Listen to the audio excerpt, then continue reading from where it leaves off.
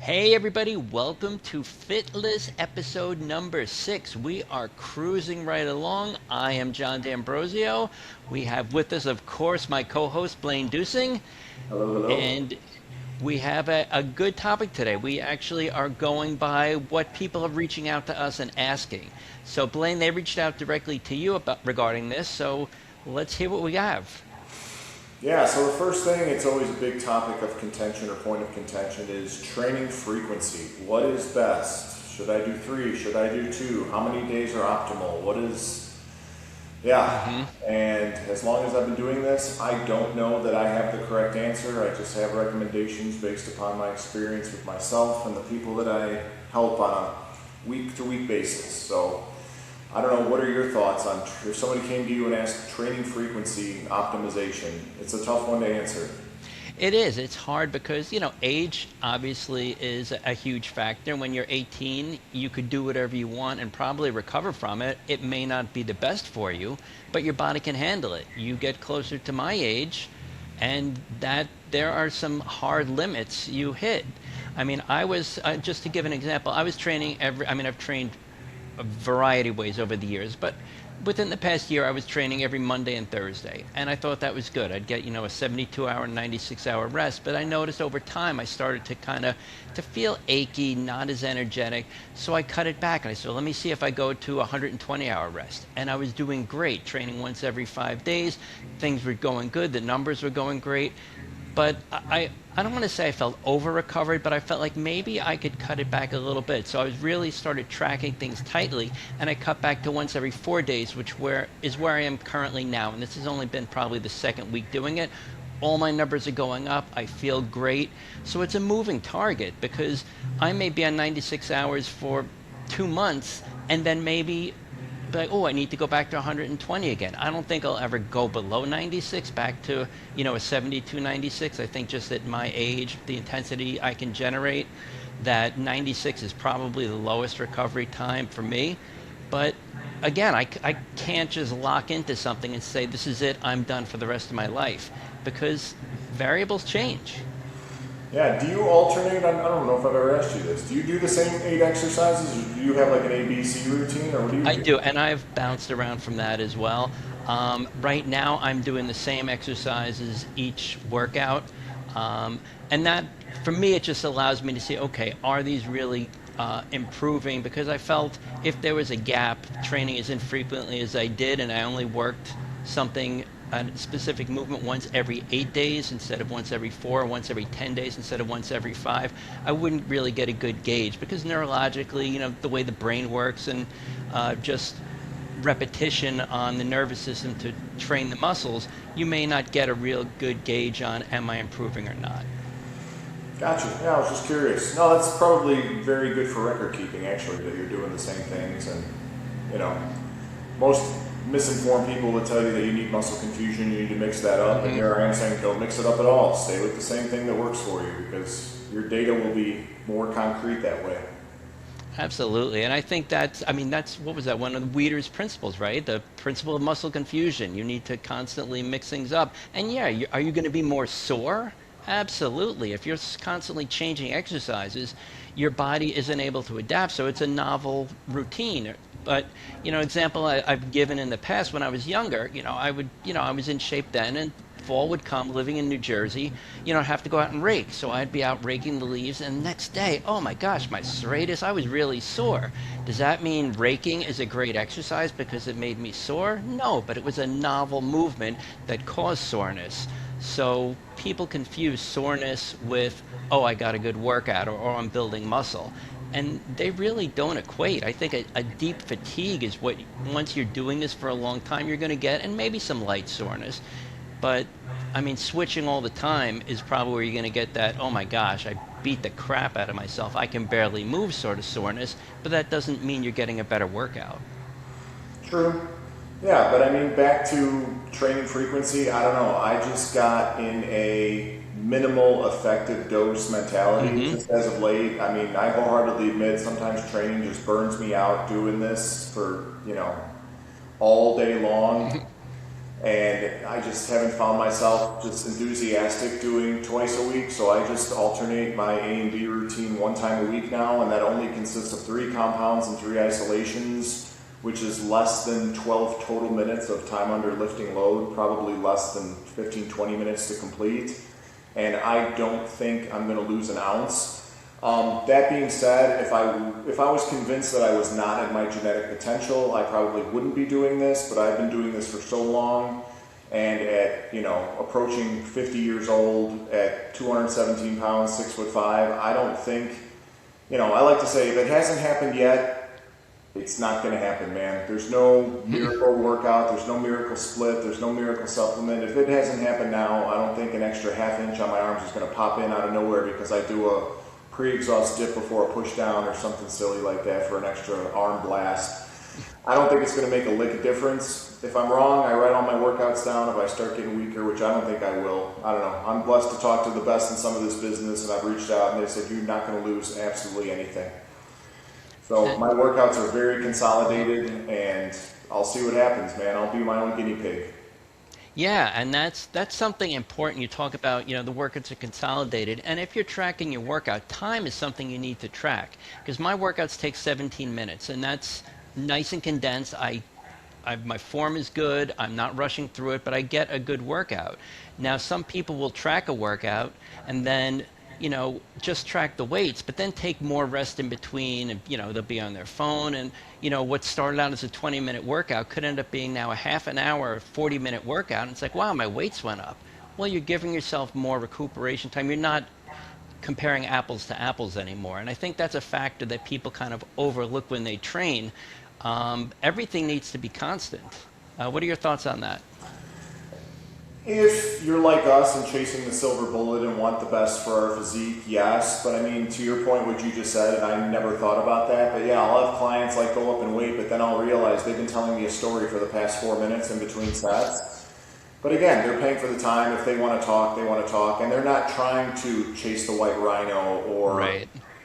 Get down to sub 12% body fat or anything ridiculous. A lot of them are females looking to prevent some sort of osteoarthritic issue or just, men trying to maintain a strength level. They're not trying to have six-pack abs or, I think throughout the course of our careers as well as the other hit guys, we want to know what the genetic potential is. Mm-hmm. And it took me a long time to get here, but I think I'm thoroughly convinced that this is as good as it's going to get. And I look good, I feel good. I don't think anything miraculous is going to happen, so I'm dialing myself way back. That being said, I would never dial a client back to this low volume. I mean, I don't think they could push through it. Plus, in all actuality, most people's diet, hydration, and sleep and alcohol consumption, most people are over consuming out there. So if you're doing a little bit extra in here, I don't think it's going to harm anything. But I'm usually so meticulous about everything that bringing myself down to 3 compound movements in a full body and 2 or 3 isolations isn't going to make a lick of difference. But I think I'm genetically maxed out. I don't think anybody can tell me otherwise, man. I don't think it's going to happen at this point.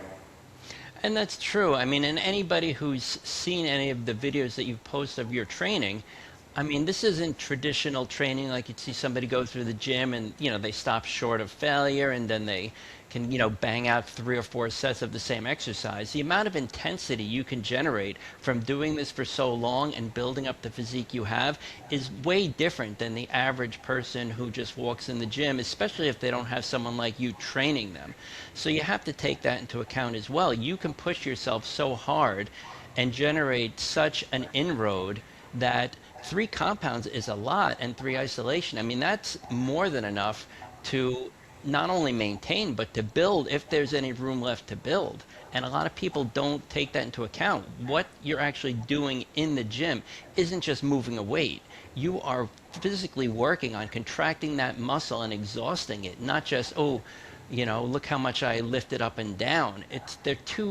They sound like they're the same, but they're 2 totally different principles. Yeah, exactly. And I don't, in all actuality, it wouldn't surprise me if I actually start gaining some size and strength, because the fact that I am approaching 50 years old and doing HIIT training, I'm the strongest I've ever been. I'm probably 1 or 2 weight plates away from the bottom of each of my stacks in this gym. And these are some heavy stacks. So for a tall guy, I've gotten pretty strong. And in all actuality, I might have been short-circuiting the process, because if I train on Sunday, I take Monday, Tuesday off, I'm hitting it again Wednesday morning, I, in all actuality, might have been short-circuiting the process.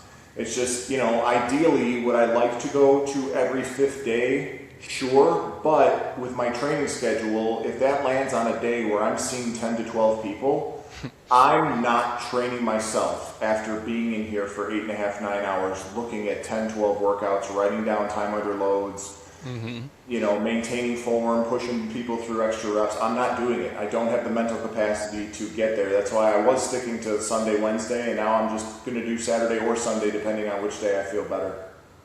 So now I love this because we're talking about recovery. So now you did a similar experiment not that long ago, but you had probably double the exercises in there.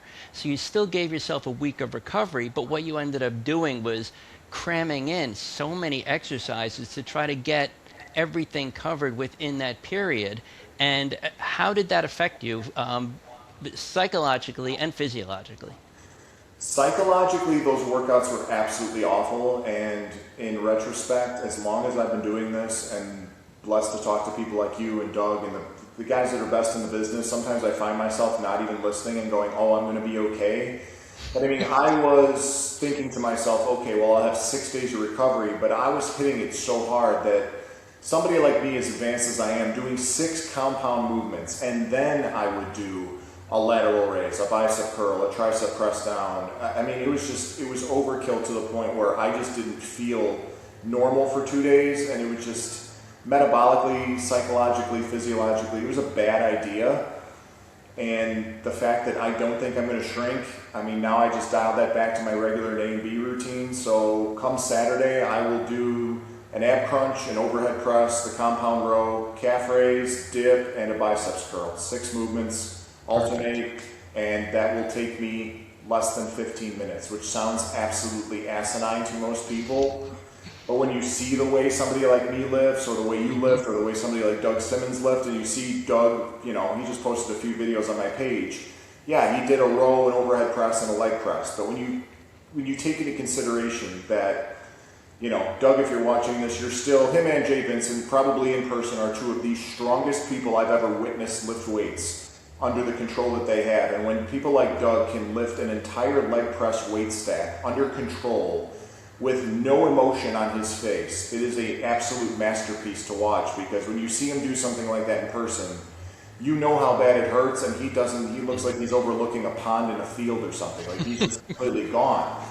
But when you take that level of systemic stress to your central nervous system, it is a shock to the system.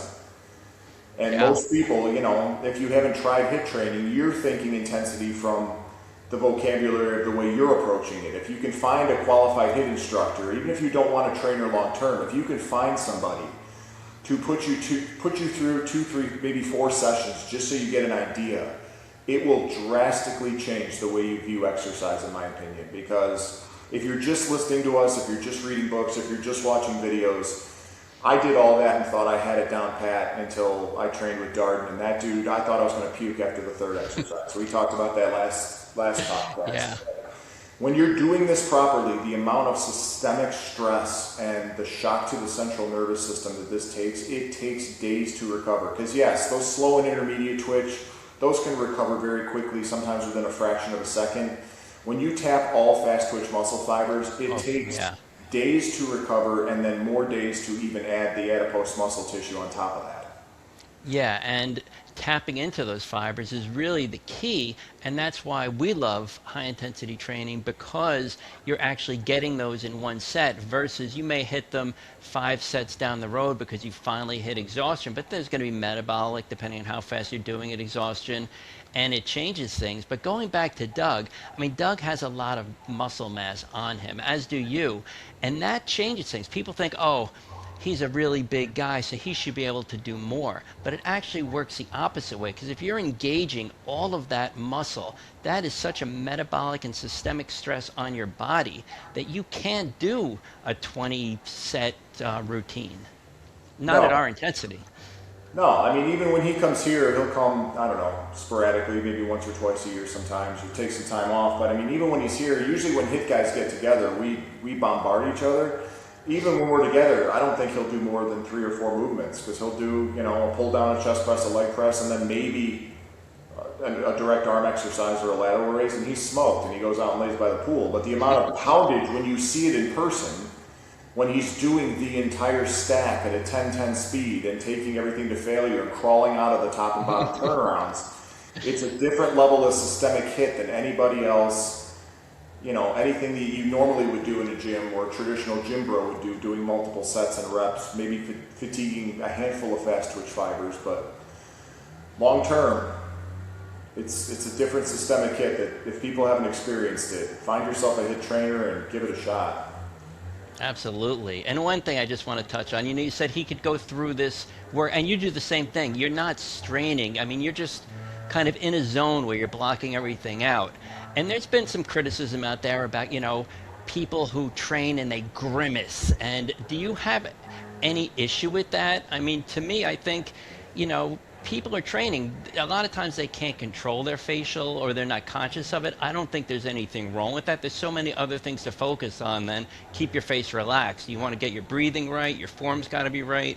You have to stay solid and not start to collapse anywhere. I think facial expressions are probably very low on the list.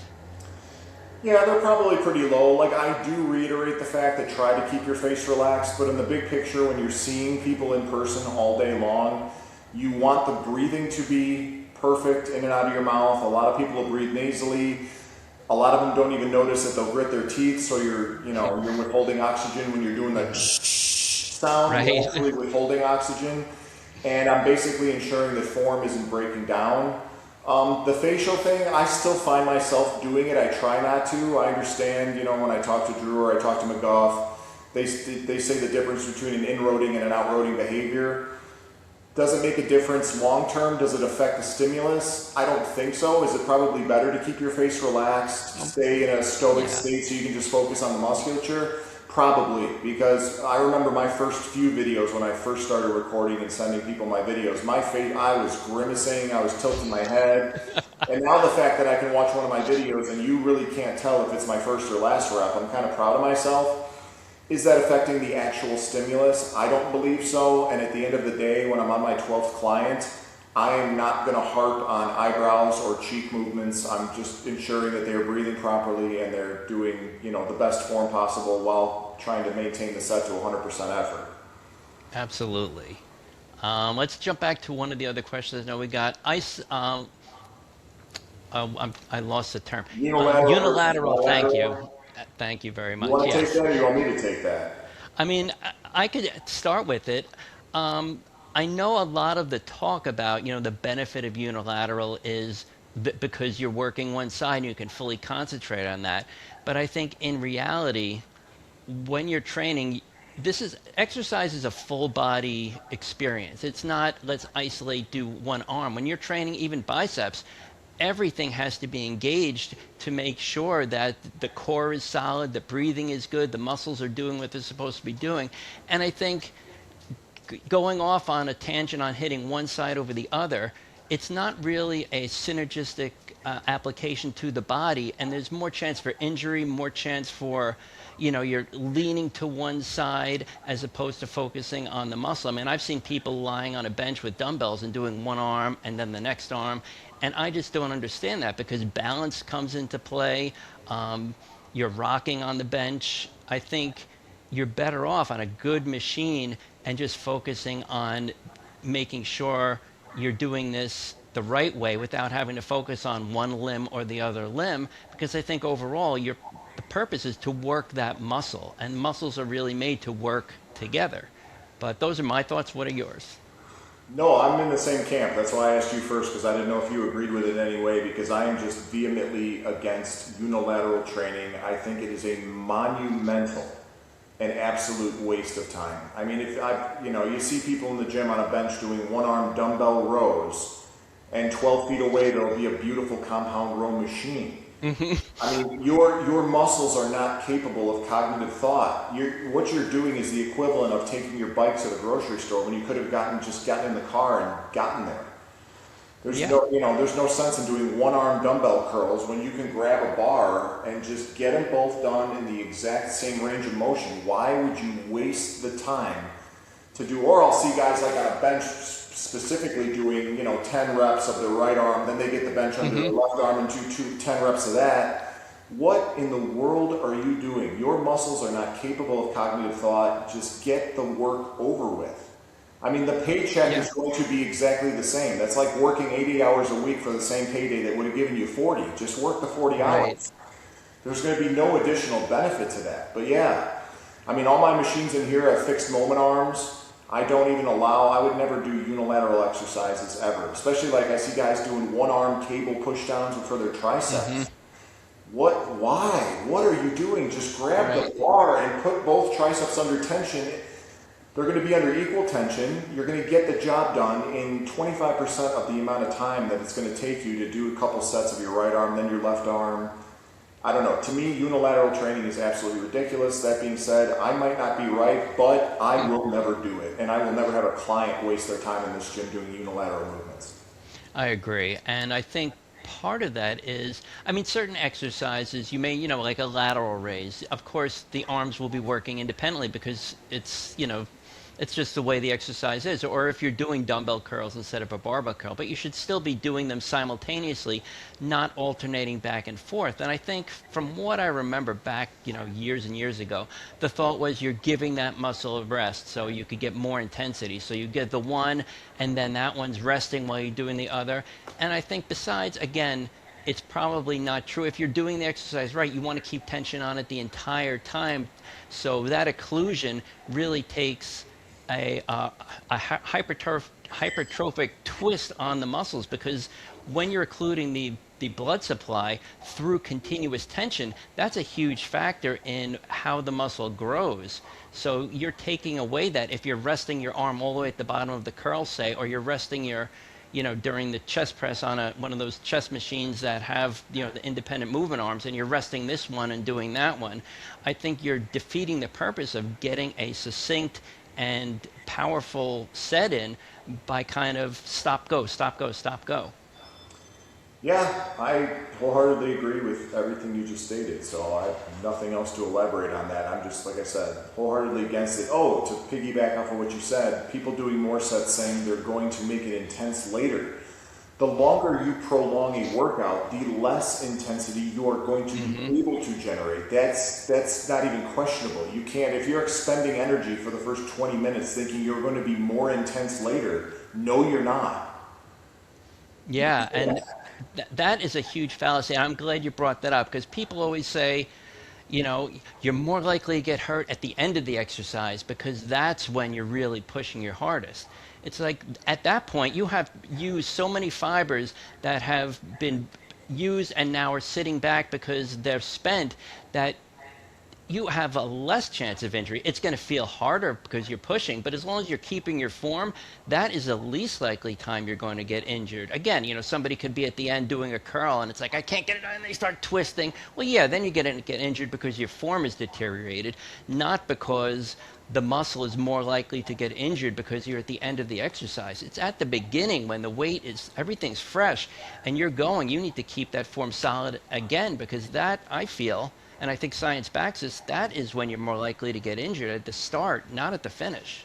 Yes, and that is something, especially when I get new people, which hasn't been a while because I've had the same people for a while, but normally when people are new, they panic about that last rep because it hurts so badly, and they say, I don't want to get hurt. And you have to explain to them that the only thing a muscle can do is produce force. It's not capable of cognitive thought. Your muscle fibers are going to recruit themselves sequentially. So as you lose the ability to produce force, the more and more it burns, the less you have of an actual chance of getting injured. And I tell them, on the last rep of whatever exercise that you're currently doing, if hypothetically I had $1 million suitcase in front of me, and I said, John, on this last rep, I want you to accrue the biggest injury you can. It's not going to matter because you're going to win this $1 million. You don't have the level of force to produce to move quickly anymore. And the only time you really can get injured is if you're moving something that's too heavy too quickly. If you're taking a mild to moderate load to failure, by the time you get to the last rep, you don't have the amount of force to accrue to produce an injury. It is a literal impossibility. I've been doing this 6 years. I push my clients as close to failure as I can, and zero of them have accrued an injury as well as myself. You cannot do it. And what you said there is so important. When you're doing an exercise, and this is just for everybody, and obviously you already know this, but the reason we recommend a slower cadence, which is a slower motion through, is because you're eliminating some of those potential injury factors. So if you're coming down, boom, bouncing at the bottom and using momentum and a stretch reflex to kind of get the weights up, and then you're locking up and putting stress on the joints, and then not even resisting going down, just I got to get this next rep and just like and bouncing it up, that's where the injury occurs. So, and you're damaging, you're putting the ligaments, the joints, and the tendons under such stress because of that speed and because of that rebound and that acceleration. Taking those away, I mean, you don't have to do a 10-10. You could do a 3-3, a 2-2 even, and potentially, depending on your limb size, I mean, for you, a 2-2 would be ridiculously fast. I'm not a giant like you, so for me, a 2-2 would be okay. And again, you take away the momentum, you take away the bounce, you take away a huge part of potentially getting injured, especially, at the beginning of the exercise when you are fresh and you really want to pump it out, you're dropping that weight even faster. As you get weaker and, as the exercise goes on, you're less likely to just let it drop to try again because you're trying to just control the weight. You don't want it to crush you if you're using a barbell and not a machine.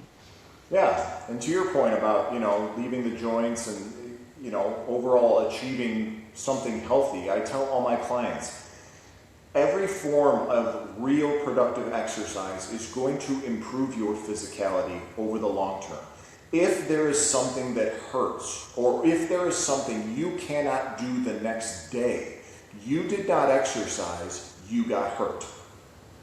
Yeah. I have not woken up once. Yes, I'll feel mildly sore for maybe 5 minutes after a training day, and I'm on with my day. I have energy all day. Nothing can stop me. I'm not limping because I did leg day yesterday and I was forcing 350 pounds instead of controlling 280, because at the end of the day, the end result is going to be the same when you fatigue and you get good at fatiguing fast twitch muscle fibers. And I rather control 280 to 300 pounds than force 350 to tell myself that I did 350 for the sake of forcing it out of the gate.